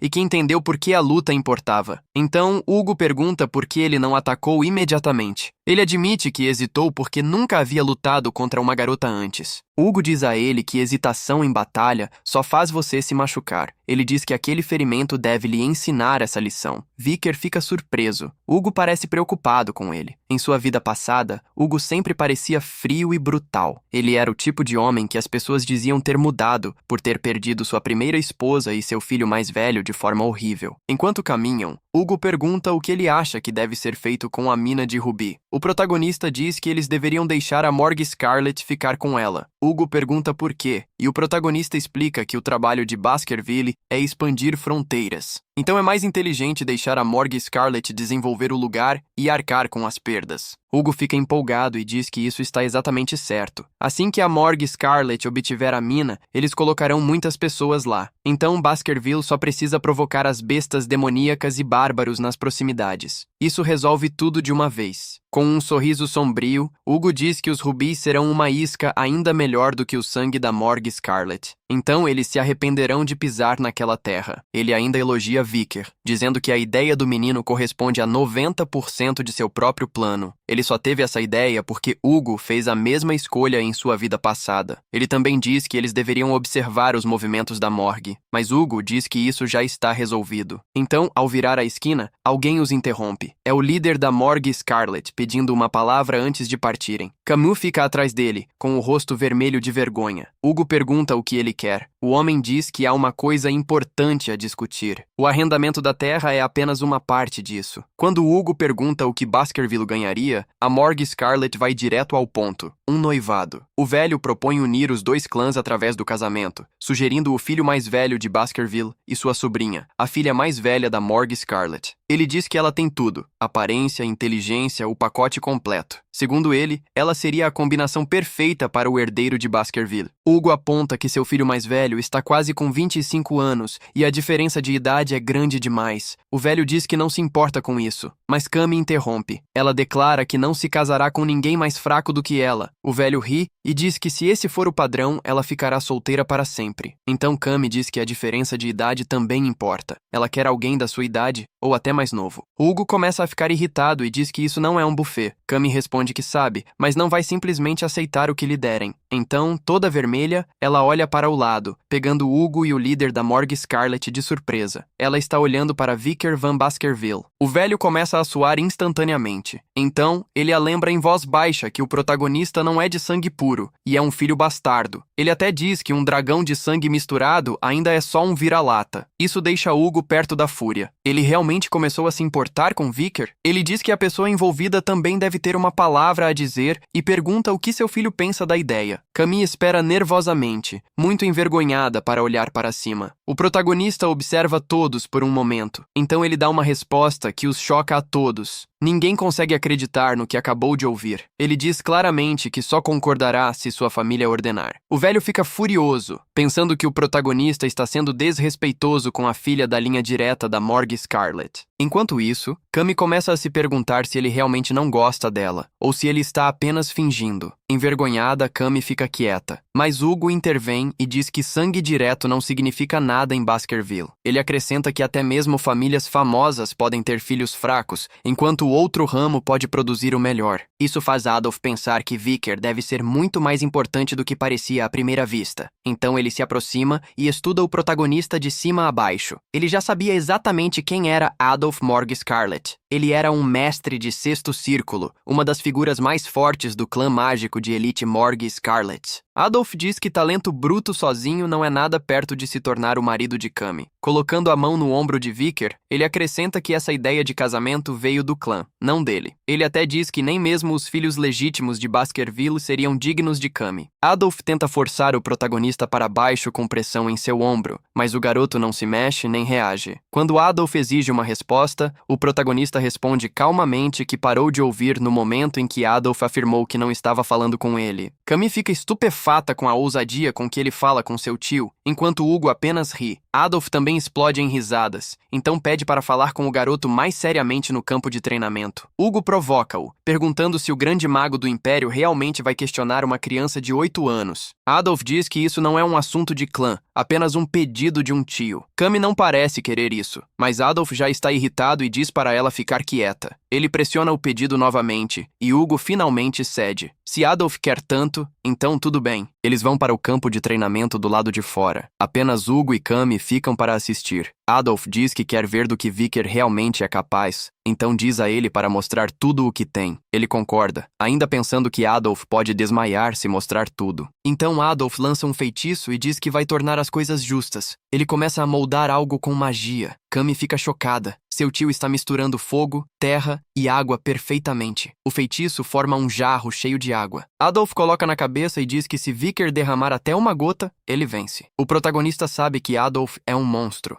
Ele não conseguia nem arranhar em sua vida passada, mas agora, esta é a chance perfeita para testar sua nova força. Ele tem certeza de que Hugo permitiu isso pela mesma razão. Quando Adolf lhe diz para vir, MC decide não revelar demais, apenas o suficiente para satisfazer Hugo. De lado, Camille avisa que atacar seu tio de frente é uma má ideia. Então Vikir para. Ele está impressionado. Adolf ergueu uma barreira que ele não consegue atravessar, chamando a magia de escudo de melhor resposta para um espadachim sem aura extraordinária. No entanto, romper essa barreira seria difícil para o protagonista agora. Então Adolf lança outro feitiço. Agora ele ataca. Lanças de fogo vêm de todas as direções, e Camille protesta. Ela aponta que ele nunca usou tanto contra ela. Adolf pergunta um pouco tristemente de que lado ela está. Hugo, no entanto, percebe que os feitiços ainda estão lentos o suficiente para serem desviados. Então ele não intervém. Ele rapidamente percebe que este não é um problema real. Ele tem o corpo de quando tinha 8 anos, mas toda a experiência de antes de seu retorno. Isso deve ser o suficiente para fazer Adolf baixar a guarda, talvez até o suficiente para matá-lo. MC ataca a barreira com toda a sua força. Adolf diz que ele pode tentar 100 vezes. Sua espada nunca quebrará aquele escudo. Vikir o ignora e continua golpeando o mesmo ponto exato. Logo, rachaduras aparecem. Adolf nota que o garoto é como uma máquina, acertando cada golpe em um só lugar. Ele admite que sua esgrima é impressionante, mas ainda há um problema. A espada em si não pode suportar uma barreira desse nível. Então, Adolf o zomba por esquecer de pensar na durabilidade de sua lâmina também. Enquanto ele continua falando, Hugo e Camille estão completamente atordoados. Adolf diz que Vikir tem talento, mas ainda precisa de muito trabalho antes de se tornar o noivo de Cam. Então ele sente algo gotejar em sua testa. Um pedaço da espada quebrada do protagonista perfurou o jarro. A água começa a jorrar. MC diz que isso deve ser suficiente, então pergunta se Adolf quer que ele derrame ainda mais. Nesse momento, Camille parece completamente aturdida. Ela já está pensando que isso significa que eles devem se casar. Hugo começa a rir, certo de que o resultado não foi um acidente. Vikir van Baskerville, o filho de um ramo menor, pode estar se tornando um cão de caça, muito mais afiado e forte do que Hugo esperava. 7 anos se passam no campo de treinamento Baskerville. Um monstro furioso é colocado contra as crianças. Eles avançam juntos para enfrentá-lo de frente. Derrubá-lo não é tarefa fácil. Vários deles são jogados para trás com força. O instrutor, o cachorro guia da família, diz que eles precisam decidir rápido, mesmo que isso signifique recuar. Eles não podem ser gananciosos ao perseguir um golpe vital. Os trigêmeos atacam ao mesmo tempo, muito mais fortes do que antes. Eles conseguem causar dano real à besta. Ela se recupera, mas as crianças continuam colaborando. Isso deixa o final claro. Eles vencem, e o instrutor aplaude seu esforço. Ele anuncia que todos os jovens mestres alcançaram o nível de espadachim aprendiz de baixo nível e dominaram a primeira empunhadura da esgrima Baskerville. Ao encerrar seus 7 anos de treinamento, ele ainda os adverte que o urso-boi que enfrentaram não estava nem perto do mais forte. Mesmo ele não conseguiria vencer um velho poderoso sozinho. Ele quer que eles entendam que o inimigo de hoje era apenas um pequeno gosto. A morte está sempre mais perto do que parece. Então, eles devem superá-la. Com o talento que há em seu sangue. Com isso, ele encerra suas lições e os parabeniza pela formatura. As crianças saúdam seu professor com respeito. Mais tarde, eles falam sobre qual ordem de cavaleiros irão se juntar. Os Baskervilles têm 7, cobrindo papéis como guardar, investigar, proteger, assassinar, suprimir e combate direto. Então, de repente, eles percebem alguém indo embora sozinho. Eles falam sobre Vikir van Baskerville, o prodígio desta geração. Ele matou um urso-boi ainda maior que o dele sozinho. Ele também é um espadachim especialista de alto nível que alcançou a 3ª empunhadura da esgrima Baskerville. Mas na mente do protagonista, tudo isso veio mais devagar do que ele gostaria. Seu verdadeiro nível já é de um espadachim graduado de nível intermediário na 5ª empunhadura, e ainda assim levou 7 anos completos. Isso está além de onde ele estava antes de regredir, pelo menos em esgrima, mas seu crescimento ainda parece muito lento. Então alguém o chama. É o mordomo, Barrymore, dizendo que o chefe da família deseja vê-lo. Barrymore acrescenta com um sorriso que o lugar de Vikir deve ter finalmente sido decidido. Então o momento chega. MC cumprimenta Hugo e diz que faz tempo, mas rapidamente nota algo estranho. Ele pergunta sobre a cicatriz no nariz de Hugo. Hugo explica que a obteve enquanto lutava contra uma tribo de bárbaros no Monte Rouge. Uma mulher habilidosa com o arco fez o golpe. Vikir pergunta se Hugo a pegou. Ele diz que não, mas deixou uma cicatriz semelhante no rosto da mulher. Então Hugo muda de assunto e o parabeniza por terminar seu treinamento. O protagonista agradece, mas sua mente volta ao passado. Em sua vida anterior, foi nessa época que ele se tornou um cavaleiro aprendiz para os Pitbulls e foi enviado ao Monte Rouge por 21 meses brutais de batalhas de vida ou morte. Naquela época, ele era tratado como um cachorro inútil destinado à linha de frente. Aos 15 anos, as crianças Baskerville são divididas entre elites e descartáveis. Os descartáveis morrem em campos de batalha, enquanto as elites aprendem política e administração. A linha entre eles é cruzada com uma coisa: a quinta empunhadura da esgrima Baskerville. É por isso que em sua vida passada ele ficou preso na quarta empunhadura. Então Vikir pensa que não há como Hugo deixar um filho bastardo como ele entrar na trilha da elite. Mas então Hugo o surpreende. Ele diz que MC cuidará da gestão e da lei no território Baskerville, mantendo a ordem e lidando com assuntos grandes e pequenos. Ele mal pode acreditar que Hugo está colocando um filho bastardo entre os elites. Hugo diz que as conquistas de Vikir o colocam pelo menos 10 anos à frente de outros gênios, então ele merece um tratamento adequado. Seu novo posto será o de vice-cônsul de uma cidade chamada Underdog. O protagonista diz que aceitará o desejo de seu pai, mas primeiro o lembra da recompensa prometida após a luta com Adolf Morg Scarlet e pede para reivindicá-la agora. Ele quer pegar algo emprestado, deixando o mordomo surpreso.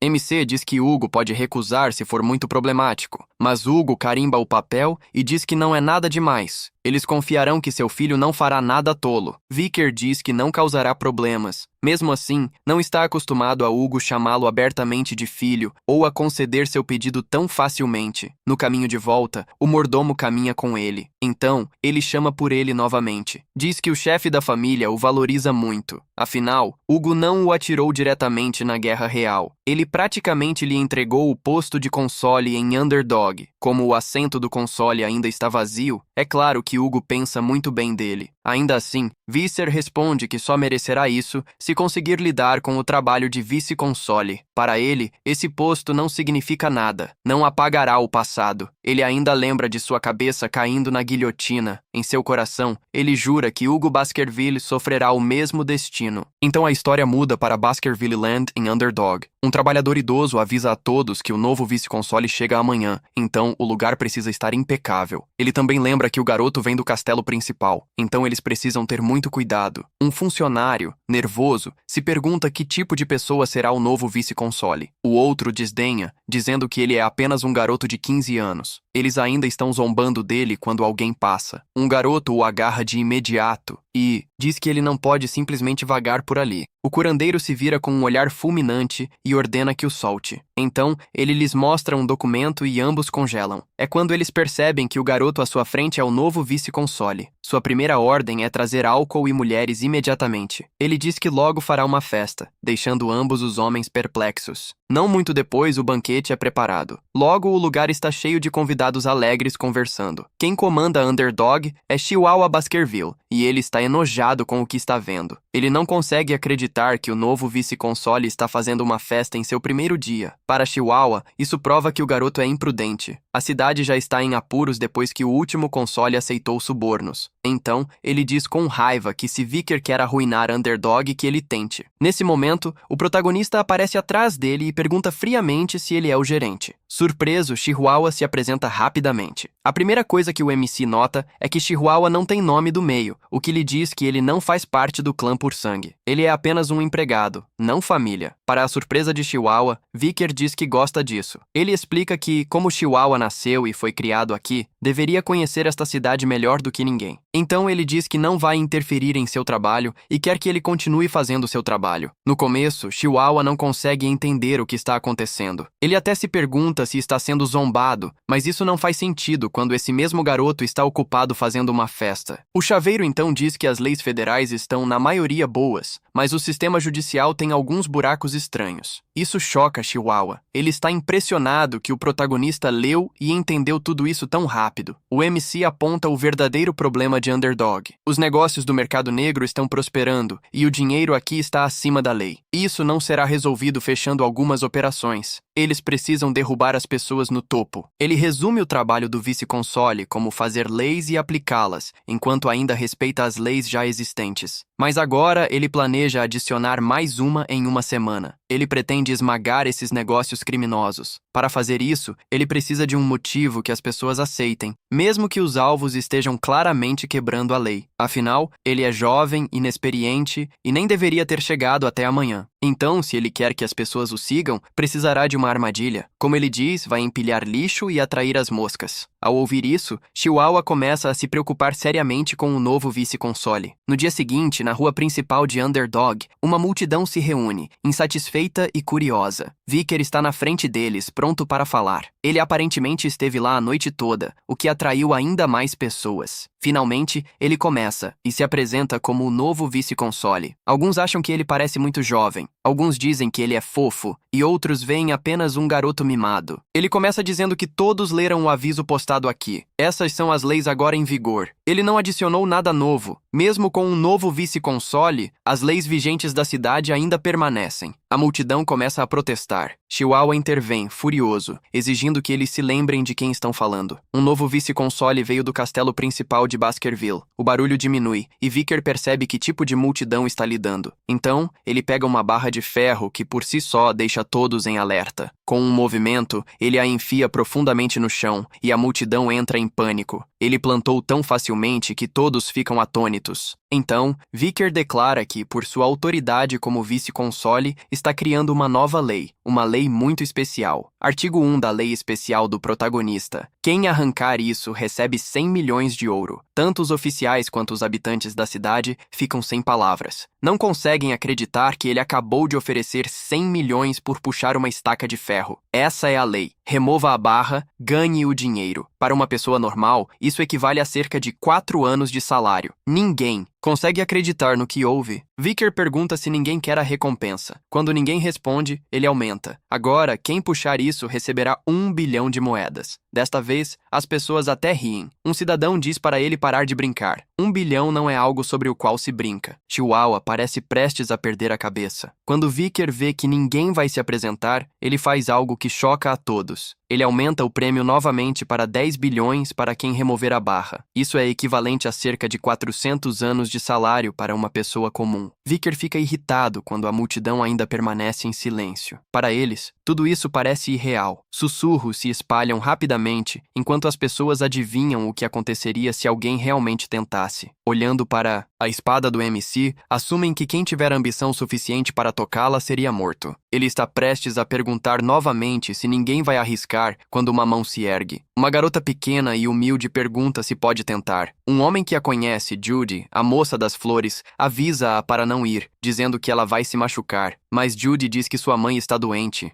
E ela tem que fazer algo. Ela até pede para ele cuidar de sua mãe se algo acontecer com ela. O homem ficou sem palavras. Judy então fica diante do vice-consulado da cidade, sem saber se ele vai matá-la. Becker apenas aponta para a vara e diz para ela puxá-la. Judy se agacha e a pega. Com um pouco de esforço, ela a puxa tão facilmente que até ela mesma não consegue acreditar. A multidão está atônita. Judy achou que seria impossível. Quando o protagonista enfiou a mão no casaco com um olhar feroz, ela pensou que estava morta. Em vez disso, ela ouviu moedas. Kira entregou a ela 100 milhões e disse que isso era apenas o começo. Ela pegou o dinheiro, ainda confusa. Quando ele perguntou onde ela morava, MC explicou que 10 bilhões era muito para carregar. Ele enviaria para sua casa com guardas para protegê-la. Acariciando sua cabeça, ele disse que era assim que a lei funcionava. A partir de agora, seria aplicada dessa forma. Chihuahua ficou tão atordoado que não conseguia fechar a boca. A cidade inteira estava congelada. O que aconteceu hoje fez com que sua lei especial se espalhasse mais rápido do que as próprias regras da família Baskerville. As pessoas agora entendem uma coisa claramente. Quebre a lei e você será punido. Siga-a e você será recompensado. Depois que a lei especial de Vicker foi anunciada, o crime na cidade foi reduzido pela metade. Chihuahua, em lágrimas, diz que irá seguir o protagonista pelo resto de sua vida. Para MC, isso é apenas uma versão de algo que Camille de Bourbon fez em sua vida passada. O verdadeiro problema vem a seguir. Eles agora têm que preencher o enorme buraco que 10 bilhões fizeram no orçamento. Felizmente, Vicker já sabe onde estão os grupos ilegais e planeja apreender todo o seu dinheiro sujo. Chihuahua pergunta como ele sabe de tudo isso. Ele responde casualmente que pode sentir, embora a verdade esteja ligada à sua vida passada. Enquanto Chihuahua ainda está admirado, alguém entra e reporta que um certo comitê quer uma reunião. Assim como o protagonista esperava, os nobres da cidade, que não fazem nada além de comer e dormir, agora querem vê-lo. Chihuahua rapidamente lista as famílias nesse comitê, acrescentando que deveria ser apenas um clube social. No entanto, é óbvio que eles têm reclamações sobre a lei especial de Vicker. MC apenas sorri e diz que as moscas finalmente pegaram o cheiro do esgoto. Nesse caso, ele diz que é hora de eliminar as pragas que se alimentam da cidade. A cena então muda para um clube de luxo em Underdog. No interior, há uma sala VIP que custa 10 milhões de ouro apenas por algumas horas. Uma festa está acontecendo lá agora. Os convidados são os 7 membros do comitê que convidaram Vicker. Todos eles são filhos de clãs nativos que vivem no território Baskerville. Nesse momento, eles estão empilhando garrafas que valem 100 milhões de ouro cada em uma torre. Um deles até diz que os criados podem beber o que derramar na mesa, e eles agradecem pela bondade. Eles se gabam que seu dinheiro nunca acaba, tudo graças aos Baskervilles. Eles também estão envolvidos no tráfico de escravos, usando bárbaros capturados durante a expansão da família Baskerville. Rindo, eles se vangloriam que vivem melhor do que as pessoas na capital, enquanto ainda desfrutam da proteção da família principal. Um homem loiro até chama os Baskervilles de seus cães de caça, dizendo que destruíram todo o clã mesembriano por algumas mentiras, levando um dos 8 clãs à ruína e deixando apenas 7. Em pouco tempo, a conversa se volta para o novo vice-consulado. Como ele é jovem e deu uma festa assim que chegou, assumem que será fácil se relacionar com ele. O plano deles era simples: fazer uma festa selvagem com as bebidas mais caras, deixar Vicker com a conta e depois rir da situação como uma piada para que ele ficasse devendo a eles. Justo então, um criado anunciou que as garotas haviam chegado. Mas algo parecia estranho porque um homem entrou que não estava convidado. O mordomo agarrou o menino pelo cabelo e um segundo depois, seus braços se curvaram para trás como se fossem quebrados. Um dos nobres exigiu saber quem havia entrado. A resposta veio: Vicar van Baskerville. Surpresos por o vice-consulado estar realmente lá, perguntaram por que ele veio. Ele apenas disse que eles o convidaram. Então ele apareceu. Eles riram nervosamente, elogiaram a rapidez com que ele se moveu e conversaram em voz baixa sobre fazê-lo pagar pelas bebidas. Até que o protagonista, já furioso, colocou a mão na mesa e enviou um choque através dela. A ressonância derrubou a enorme torre de garrafas que valiam milhões de ouro. Nesse momento, o nobre loiro percebeu algo importante. O menino na frente dele, com apenas 15 anos, já era habilidoso o suficiente para usar ressonância em um nível avançado. O nobre começou a se perguntar se poderiam capturá-lo, mas rapidamente entendeu que não tinham chance. Então Vicker se aproximou de um deles e o homem congelou. Sem que lhe perguntassem, começou a se render, dizendo que pagariam pelas bebidas. MC respondeu que claro que pagariam, a menos que realmente achassem que poderiam festejar primeiro e deixar a conta com ele. Depois de perceberem que foram longe demais, os nobres se apressaram em explicar. Alegaram que isso era apenas um teste para ver que tipo de vice-consulado ele era. Vicker socou o que estava debaixo dele e disse que um cachorro não tem o direito de testar seu mestre. Essas pessoas se sentiam destemidas por causa de seu dinheiro e influência, mas apenas porque nunca haviam enfrentado um verdadeiro terror.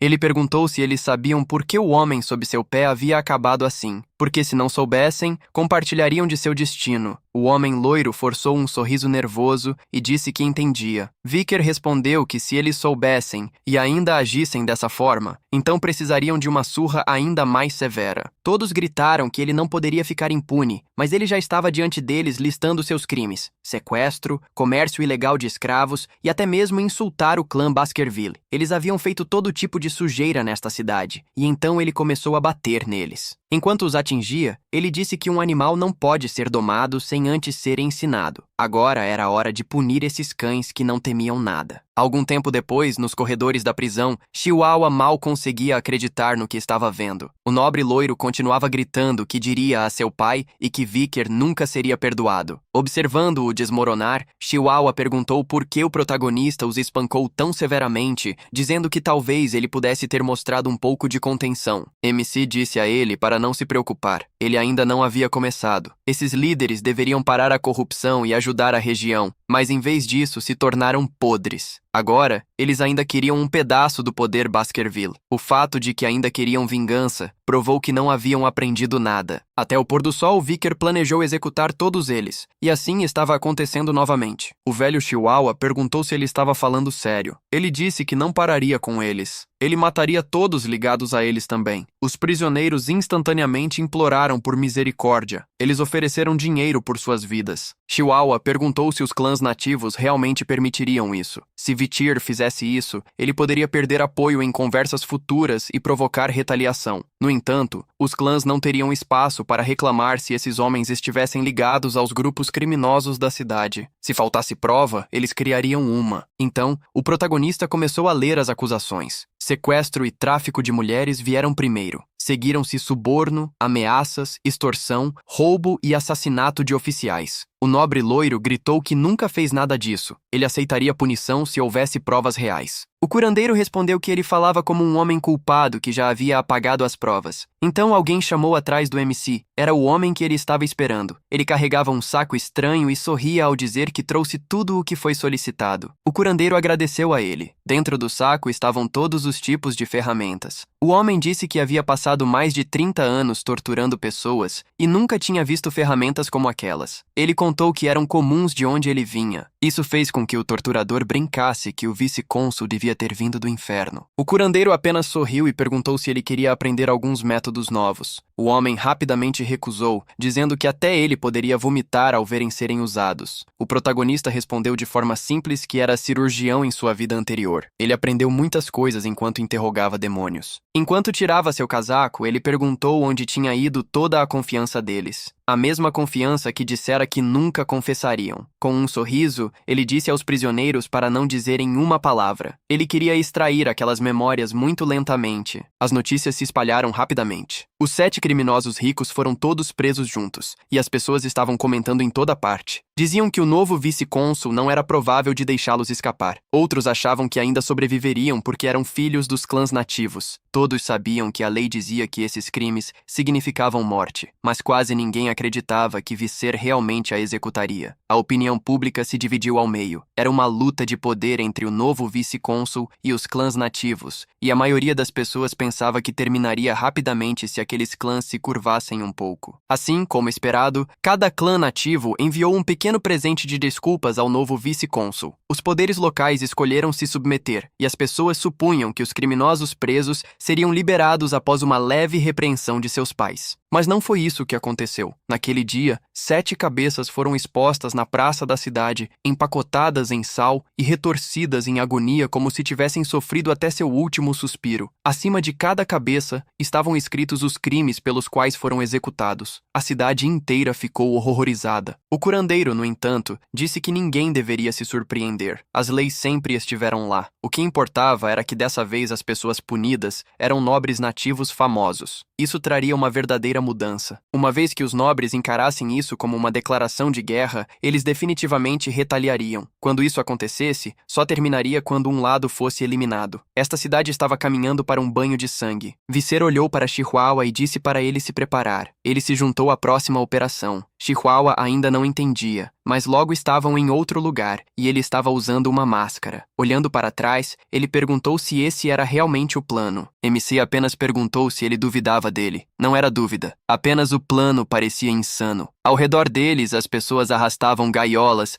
e levavam escravos em direção a uma tenda. O plano de Visser era se vender aos nobres como escravo. Logo, um homem mascarado anunciou que o circo estava prestes a começar. Ele verificou os documentos de identidade de Chihuahua enquanto se passava por alguém da família Mablanc. Após confirmar o certificado, o homem perguntou se Mablanc tinha vindo para vender algo. Então ele analisou a mercadoria e ficou instantaneamente impressionado. Mablanc trouxe uma escrava de cabelo preto e olhos brancos que certamente venderia por um preço enorme. Dentro do circo, o leilão começou. A multidão murmurava sobre escravos e bens de luxo. O apresentador começou com um produto raro capturado na selva, uma besta demoníaca de categoria A com 19 corações chamada Mercy Lego. Ele disse que cada parte poderia ser usada e começou a licitação em 100 milhões. O preço rapidamente disparou para além de 200 milhões e finalmente foi vendido por 250 milhões. Então, uma escrava foi vendida por 200 milhões, outra por 100 milhões. Até que um vassalo disse ao apresentador qual era o próximo item. Ele ficou atônito e os alertou para não o culparem se não fosse vendido. Então, ele anunciou uma escrava especial trazida diretamente da selva. Ela era da tribo de batalha em Rouge Mountain, uma bárbara da tribo Balak. Ele a apresentou como uma escrava divertida e selvagem para quebrar. Mas quando ninguém se importou, ele abriu a licitação em 5 milhões. Nenhum lance veio, então ele reduziu para 3 milhões, depois até 1 milhão, enquanto dizia que correriam o risco. Mesmo assim, ninguém a queria. Então, o homem mascarado ordenou que a levassem embora. A escrava lutou, mas um brutamontes a nocauteou quase instantaneamente. Pedindo desculpas pela perturbação, o apresentador prometeu compensá-los com o melhor item do dia. No momento em que aquela escrava subiu ao palco, os nobres ficaram eufóricos. Era Vicer van Baskerville. Embora, claro, nenhum deles soubesse disso. O apresentador se gabou de que este era especial. Cabelos negros raros, olhos vermelhos e tão obediente que apenas algemas eram tudo o que precisavam. Antes que ele pudesse até nomear um preço inicial, uma nobre gritou 600 milhões. Outro licitante cortou com 800 milhões, fazendo com que ela exigisse saber por que ele queria um escravo masculino. Eles começaram a discutir sobre ele até que alguém aumentou para 900 milhões. Então, outra oferta surgiu em 6 bilhões pelo garoto. Até o apresentador ficou surpreso com aquele número. A multidão rapidamente percebeu que quem oferecia tanto era o Barão Gambino do território do Granário. O boato dizia que ele recentemente havia engolido uma pilha de fundos ilegais e se tornado muito mais poderoso. Quando seu vassalo perguntou se o preço era muito alto, o barão disse que recuperaria tudo e mais ao revender o garoto na capital. Ela disse que ele ainda valia uma fortuna, mas teriam que manter seu corpo intacto. Isso fez o barão gritar para ela ficar quieta. Cindy Wendy não teve escolha a não ser ficar em silêncio. O barão a acolheu quando ela não tinha para onde ir. O apresentador advertiu que se ninguém licitar mais alto, a venda acabou. Pensando que fez um bom negócio, o barão se aproxima para reivindicar Vinkir.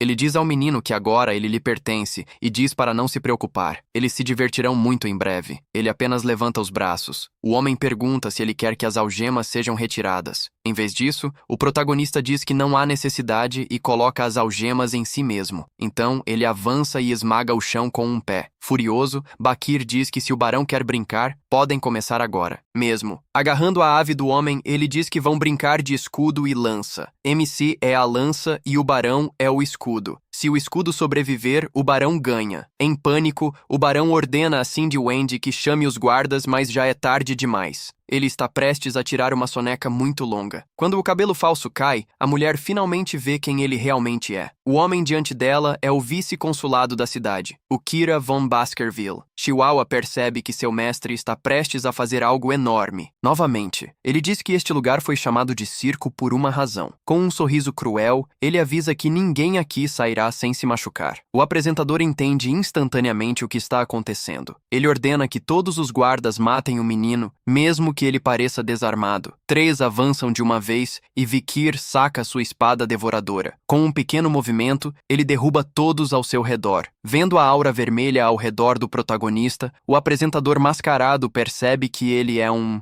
graduado e não consegue acreditar. Vikir então vai atrás do maior guarda, aquele que segura uma bola de ferro. O guarda a balança em sua direção, mas 1 segundo depois, tanto o homem quanto a arma são cortados ao meio. O apresentador não consegue entender como um Baskerville tão jovem já é um graduado. Os graduados são tão poderosos que podem representar nações inteiras. Chihuahua está atordoado com a enorme força de MC. Então alguém chama e pede para Vikir olhar para o lado. O apresentador está segurando uma faca no braço direito de Chihuahua, exigindo rendição. Quando ele não reage, ele pressiona a lâmina mais fundo. Então, Chihuahua choca o protagonista dizendo para ele fazer o que precisa. Ela prefere morrer a segurar seu mestre. O Kira ri e diz que finalmente encontrou alguém leal. Ele se mantém calmo porque antes de sair da mansão Baskerville, recebeu uma carta secreta do patriarca. Agora ele saca um apito e todos ao redor se tensam. MC o coloca nos lábios e sopra o mais forte que pode, fazendo os ouvidos do nobre zumbirem. Chihuahua e o homem mascarado observam nervosamente. O Kira apenas fica parado no centro do palco. Quando nada parece acontecer, o homem começa a rir, dizendo que era apenas para assustá-los. mas ele não percebe que uma lâmina já perfurou sua garganta. Aconteceu tão rápido que ele vê sua própria morte antes de cair no chão. Um homem estava de pé atrás dele, aquele que o matou. Chihuahua está muito abalado com o que acaba de acontecer bem na sua frente. Um dos guardas tenta atacar aquele homem pelo lado, mas sem se mover, ele desata uma brutal sequência de golpes. Sangue espirra por toda parte e Visser parece satisfeito. Mais homens entram rapidamente, preenchendo toda a arena. Cada um deles tem olhos vermelhos assassinos. Os guardas do leilão rezam para que não sejam os homens que eles acham que são. Cindy Wendy sabe exatamente quem eles são. Os cavaleiros mais cruéis do Império. Eles são assassinos experientes e dizem que todos, os 100 deles estão em nível de graduado. Esses são os Pitbulls Baskerville, homens que dizem ser capazes de arruinar todo o continente se ordenados. Cindy percebe que uma vez que esses homens entraram neste circo, ninguém aqui tinha chance real de escapar. Ela pensa que será a próxima a ser morta, mas Visser intervém e ordena que não a executem. O Pitbull recua e se curva para seu mestre. Ele ordena que mordam e matem qualquer um que não esteja deitado. E se alguém se mover um pouco, que também o matem. Esse foi o pedido que Vikir fez. Ele pediu a Hugo que liderasse os Pitbulls. Agora a limpeza começa. Um nobre vê um Pitbull olhando para ele com intenção de matar e diz que podem apenas colocá-lo em algemas. O cavaleiro responde calmamente que não carregam algemas. No segundo seguinte, ele incapacita o homem. Ele diz que pessoas marcadas para a morte não precisarão de pernas em breve. Um homem enorme se aproxima de Vikir e o chama de sobrinho. Ele pergunta o que o protagonista acha de seus cães,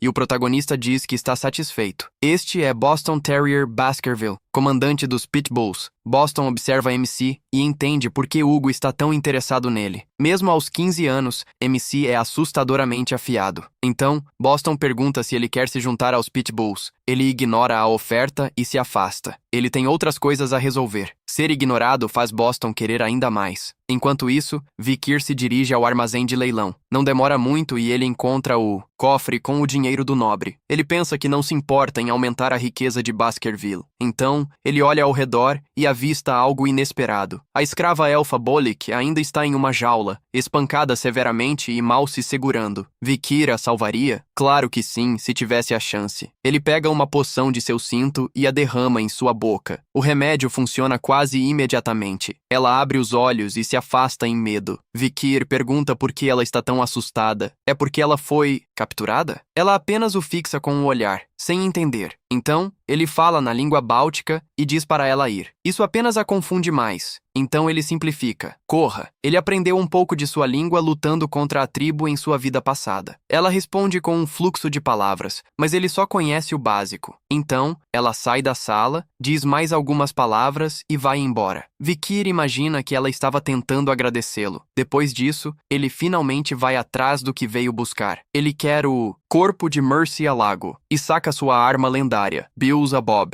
Hora de comer. Na manhã seguinte, rumores se espalham de que os nobres e oficiais do leilão foram jogados na prisão, com partes do corpo cortadas. Nesse mesmo dia, o grande grupo demoníaco da cidade desapareceu para sempre, e todos os VIPs ligados àquele clube foram expostos. Depois da investigação, 7 famílias nobres com parentes acusados enviaram cartas exigindo justiça do cônsul. Vikir respondeu friamente. Comércio ilegal de escravos significa pena de morte. Ele obteve depoimentos de todos os prisioneiros executados, e isso logo chegaria à família imperial. Então, os chefes das 7 famílias vieram até o cônsul. Eles imploraram por misericórdia do homem que matou seus parentes. A resposta do protagonista foi simples. As terras deles dentro do território de Baskerville seriam confiscadas. Todos seriam acusados de traição. 3 famílias seriam eliminadas completamente para manter a ordem. Depois disso, mais oficiais precisaram ser contratados. Isso fez o desemprego e a situação dos oprimidos caírem rapidamente. O povo gostava mais do Vicar do que nunca. O vínculo dele com sua secretária, Chihuahua, também melhorou. Chihuahua disse que deve sua vida ao seu chefe por tê-la salvado na noite do circo. Durante tudo isso, o protagonista também praticava sua escrita. Isso surpreendeu Chihuahua. Vicar não só aprendeu a escrever, como já estava elaborando novas leis. Se esse gênio continuasse trabalhando ali, até onde os oprimidos poderiam crescer? Mais tarde naquela noite, ele visitou a prisão. Ele se desculpou por chegar tarde porque o trabalho o mantivera ocupado. A prisioneira algemada era Cindy Wendy St. Rose. Vicar disse que tinha algumas perguntas para ela. Ainda irritada, ela perguntou se essa era a única razão pela qual ele a salvou. O protagonista não se importou. Ele mencionou como Barry Gambino, apesar de ser apenas sujeira, ganhou poder e influência rapidamente. Depois de investigar, soube que o homem tinha talento para fazer dinheiro. Se não tivesse usado esse talento para o mal, poderia ter se tornado um comerciante ou economista famoso. Então, o protagonista disse a ela que se ela respondesse honestamente, o deixaria ir. Se recusasse, se arrependeria para sempre. Ela respondeu que se pudesse responder, então responderia tudo. O cura disse que era perfeito. Sua primeira pergunta foi se ela achava que ele aplicava a lei de forma justa. Ela respondeu que deveria perguntar a um verdadeiro oficial da lei, mas sabendo que ele não manteria sua palavra a menos que falasse de forma clara, admitiu que achava que ele estava errado. Ele sorriu obscuramente, agarrou-a e exigiu saber o porquê. O olhar em seus olhos era assustador. Então, ele a soltou. Afastando-se, disse para ela explicar exatamente o que ele estava fazendo de errado. Ela disse que ele construiu sua imagem esmagando criminosos fracos por meio do medo e da surpresa. A longo prazo, isso o prejudicaria. Uma vez que o patriarca visse que Vicar tinha mais influência na cidade do que ele, não ficaria satisfeito. Quando o protagonista perguntou o que deveria fazer, Cindy Wendy disse que ele deveria devolver toda a autoridade aos Baskervilles. Ele deveria dar todo o crédito ao patriarca pelo que aconteceu ali. Até que estivesse velho o suficiente, deveria ir para a cadeia da Montanha Negra ou para a Academia do Império. De qualquer forma, precisava ficar quieto e construir sua força em segredo. Então, quando chegasse a hora, daria ao patriarca Baskerville exatamente o que ele merecia. Nesse momento, uma pesada pressão preencheu a sala. Vicar disse que a forma como ela falava parecia que estava dizendo a um cão para morder a garganta do seu mestre. A pressão que emanava dele era sufocante. Mesmo assim, ela manteve sua resposta e disse que era a única maneira de um cão de caça como ele liberar sua raiva. O protagonista a estudou e então sorriu amplamente. Ele disse que gostou do que ela disse, o que a surpreendeu. Ele admitiu que seu conselho era sólido e combinava com o que já estava pensando. Assim como prometeu, ela poderia ser libertada. Atordoada, ela perguntou se ele realmente queria dizer isso. Ele disse que nunca quebra uma promessa. Enquanto ela saía, disse esperar que ele nunca se arrependesse dessa escolha. Então ele a parou e perguntou se ela conhecia a família Mesminero. Era a 8ª casa eliminada em Underdog, uma rica família de comerciantes que no fim teve um destino terrível.